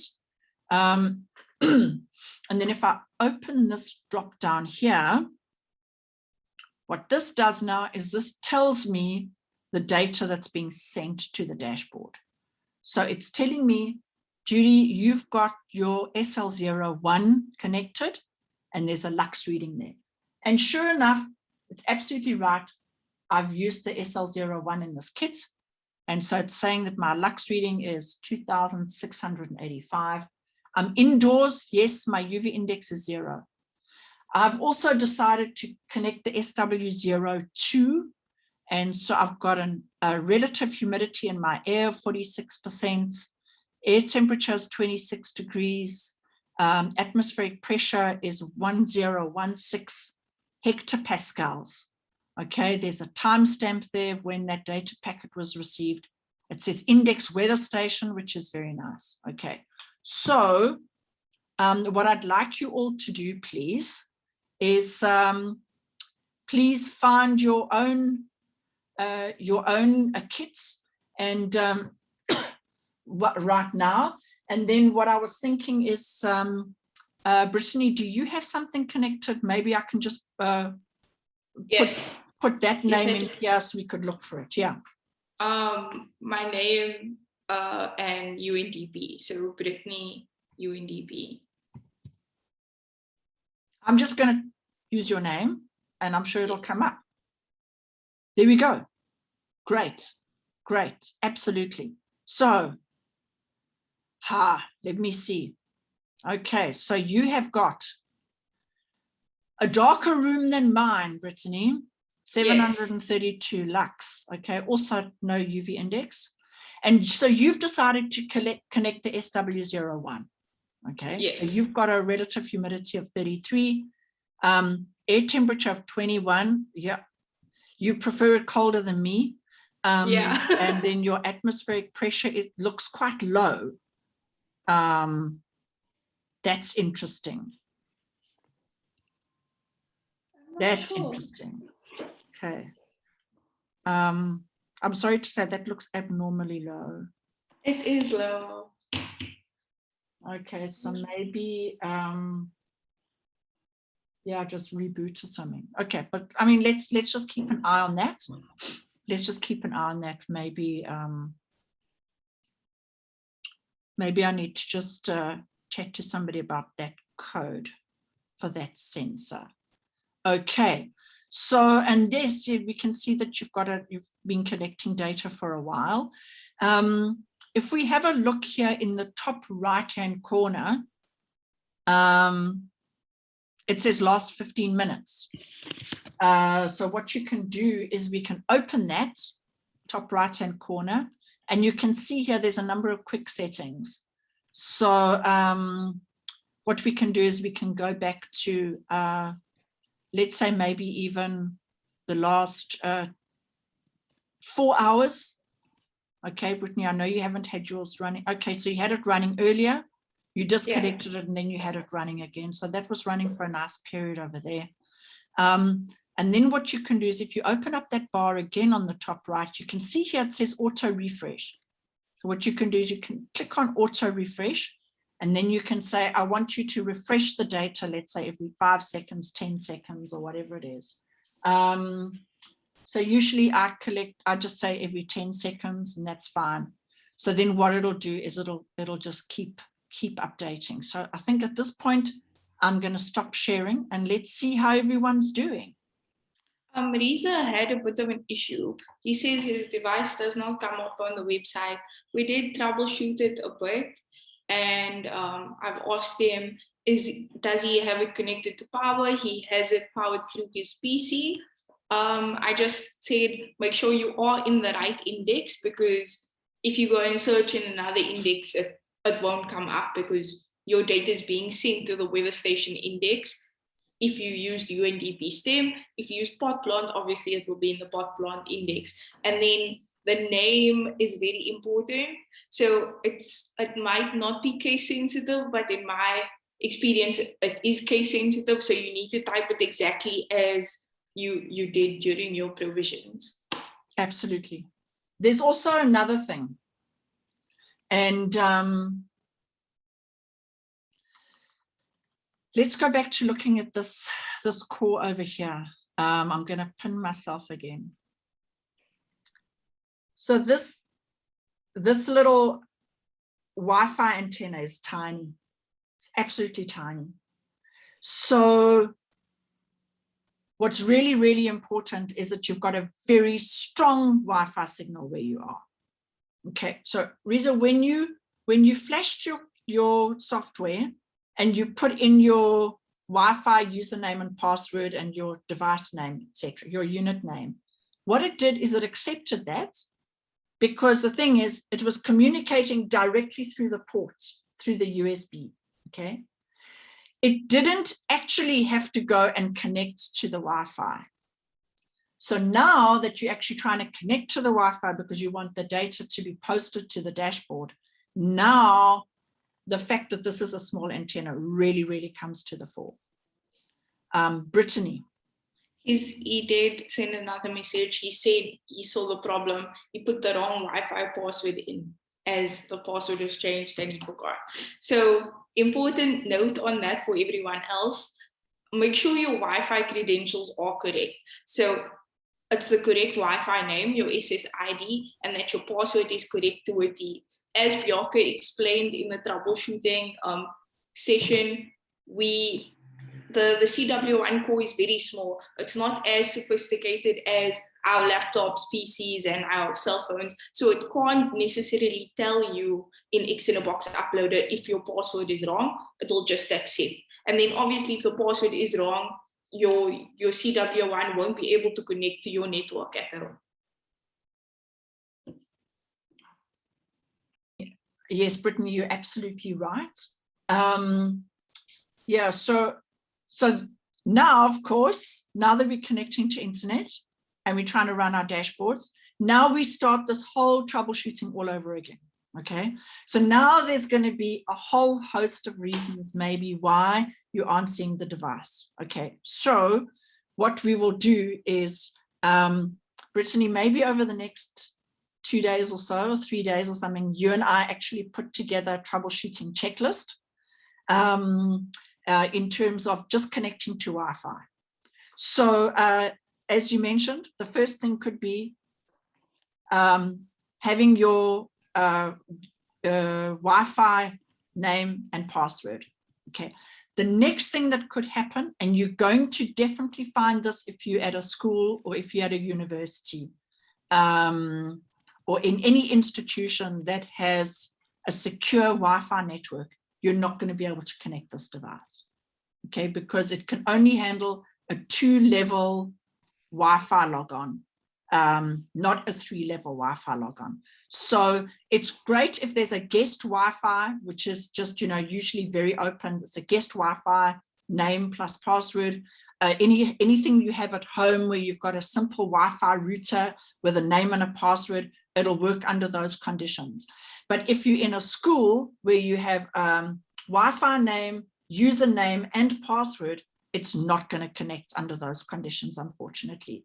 So as a tip for all of the teachers who are going to want to use it at a school, I would really recommend that you either create a hotspot on your phone, because that's simple 2-level, or otherwise maybe just get yourself a very inexpensive Wi-Fi router with a data SIM. Now, the thing is that the data that we have coming from these sensors are just bits and bytes. So it doesn't use much data at all. I mean, I have found that when I've done a project in a school, literally I am able to have 10 rands worth of data will last a year with these devices. Okay, you just got to make sure that nobody's trying to download YouTube videos or something else on it, that they're only connecting the X in a box kits to that particular Wi-Fi. Okay. Yeah, Brittany.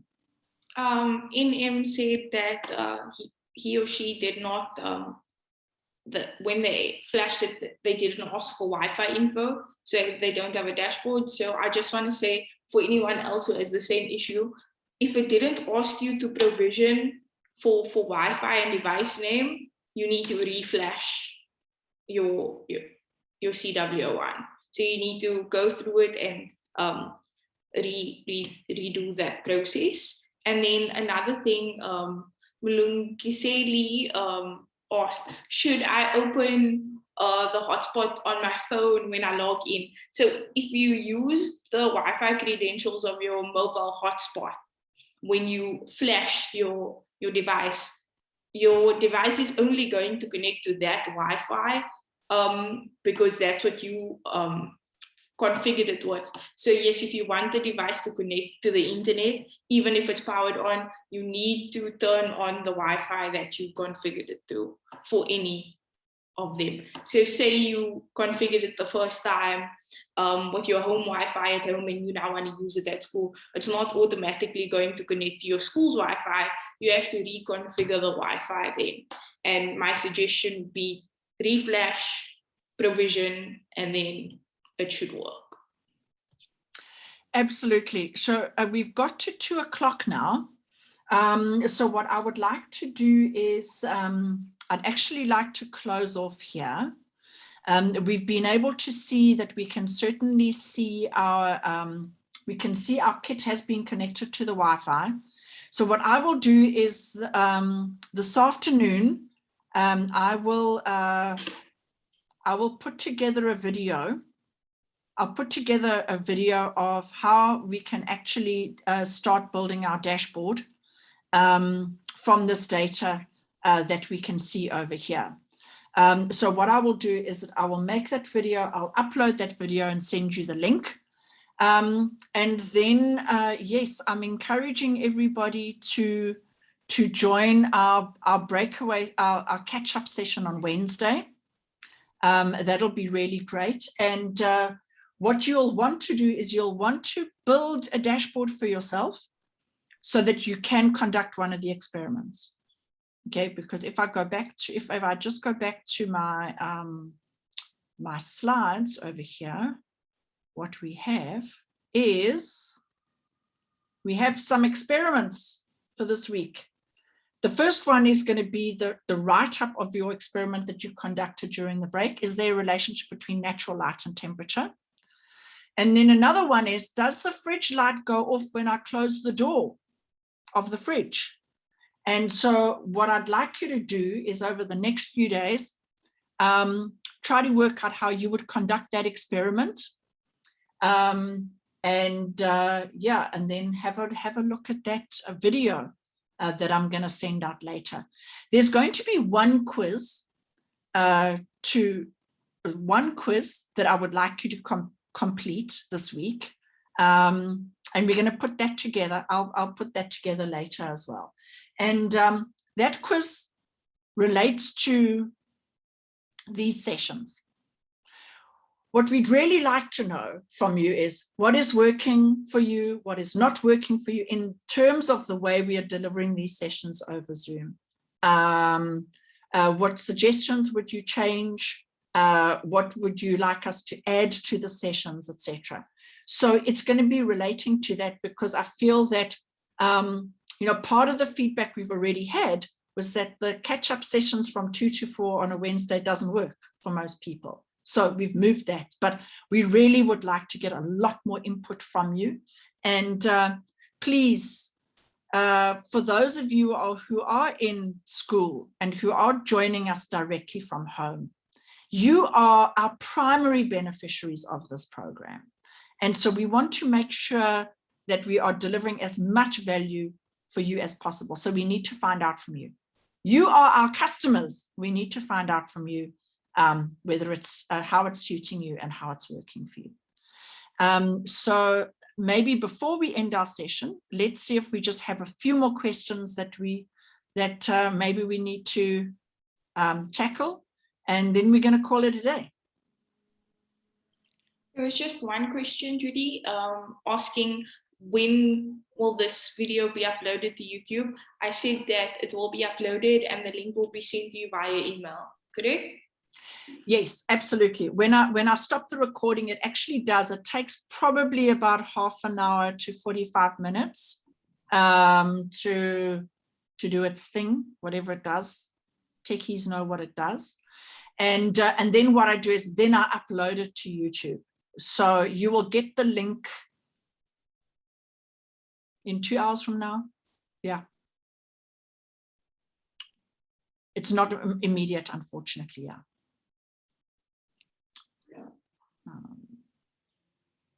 Great. And any other questions? It doesn't look like there's any other questions. Okay, wonderful. So for those of you who haven't yet done your quiz for this week, those 2 quizzes that were due last night, if you haven't done them, please, I need you to do them right now, because I know that as soon as Brittany finishes this, she's going to start finishing off the grading of those, and then she's going to close it. So please do that, and then you can expect an email from me later. Great, and thank you all very, very much for joining us today. Yes, Brittany. Can we say that submissions for last week's quizzes close at 4 p.m. today?